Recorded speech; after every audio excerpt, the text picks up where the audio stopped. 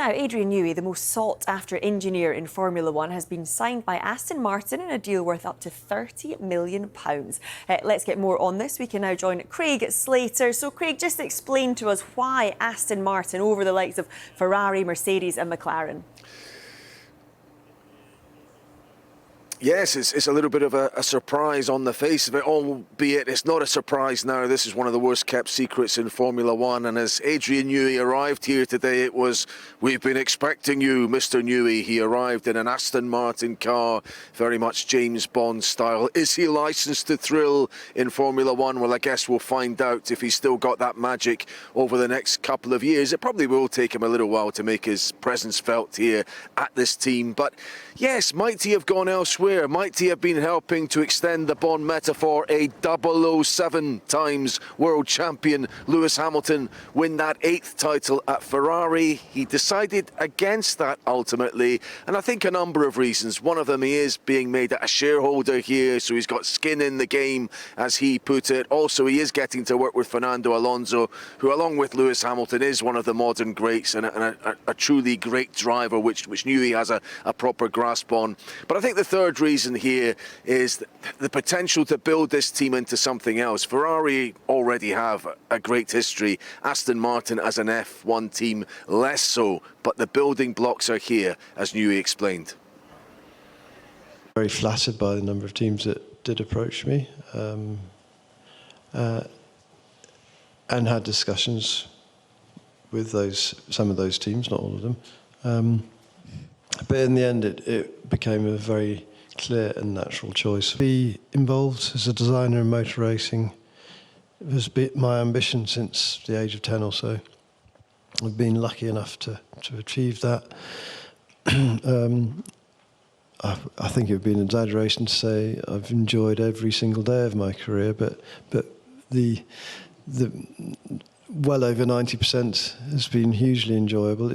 I still love the challenge of trying to add performance to the car. That's my kind of prime motivation, and that's what gets me up in the morning. It's interesting, though, how this deal has come about, how Aston Martin have got their man ahead of other teams, because when he first came on the jobs market in May of this year, it was felt that Ferrari were favourites for his signature. Even some individuals, high-ranking ones within here, were telling me, "Oh no, we've heard Adrian Newey likes pizza, he's not coming here." I asked one or two of them today, was that to throw me off the scent because they wanted to keep negotiations quiet? They told me no.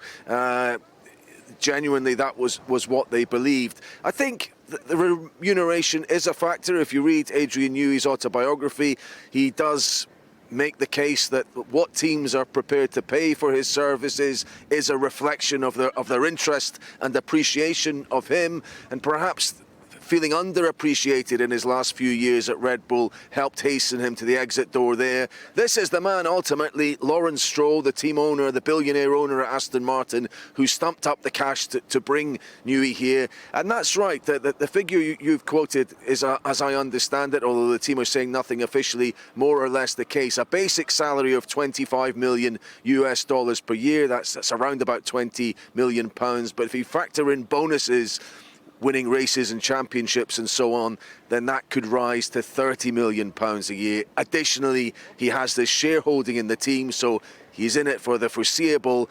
It's a 5-year agreement in terms of his job, building and designing the car and overseeing all of that. But it does beg the question, now that he is one of the highest paid individuals in British sport, and only the likes of Lewis Hamilton and Max Verstappen in F1, for example, are paid more, the question, is he really worth all that cash?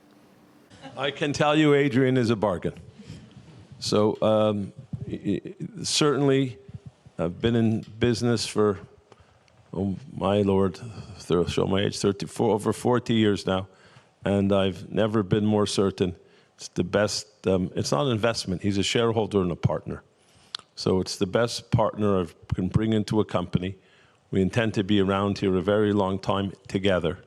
So it's relatively inexpensive for everything Adrian brings in a partnership we will have.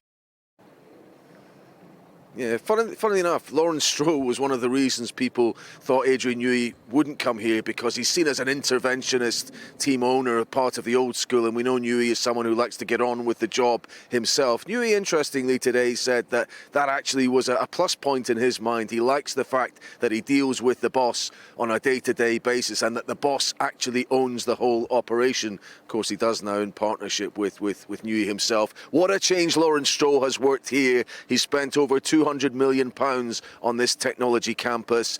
He bought the team via liquidation, so in effect nothing, although he paid off a number of creditors. This team is now worth around about £2 billion. What a transformation, and they have not even got to the top of Formula One yet. And just one other footnote to add. We did ask Adrian Newey today about what will become his former team, Red Bull. He starts work here on March the 2nd next year. In terms of the tail off to their season, Newey explaining that he has had nothing to do with this year's Red Bull car since April. So in a sense, washing his hands of failing to find the solutions for the issues they've had on track, which has seen McLaren catch them up and maybe Lando Norris threaten Max Verstappen for the Drivers' Championship. Great stuff, Craig. Thank you very much.